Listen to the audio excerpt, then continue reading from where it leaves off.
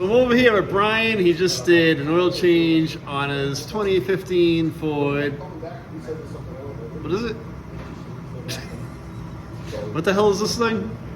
Escape. Escape, that's what it is. Escape.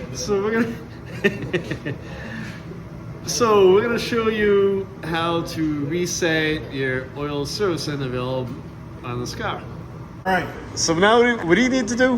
When the car's all off and nothing's happening, Yep. you get in, Yep. you hit the start button. Yep.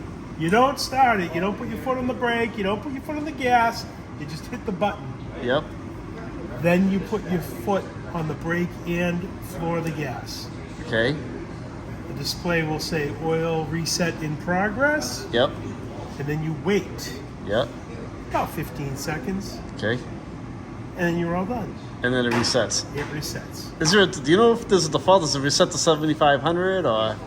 So this is the titanium, and I think the titanium has magic people in the oil pan. Okay. It kind of tells you when you need to change the oil. Yeah. So I don't know if they send a little oil. I know, like my sample away Ford once a Expedition. month. My Expedition has a percentage Yeah. of. Yeah. No, I get what you're saying. But the bottom line is if you use synthetic oil, Yeah. you know, you're good for like 7,500 miles. I do it all the time. And 7,500 miles meaning that's when you start thinking about changing it. Yeah. But I give bad advice sometimes. My hands in there, don't start it. Okay. All right. So that's how you would reset your oil interview. Yeah. Your oil interval, service interval.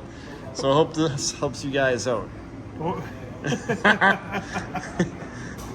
Take it easy.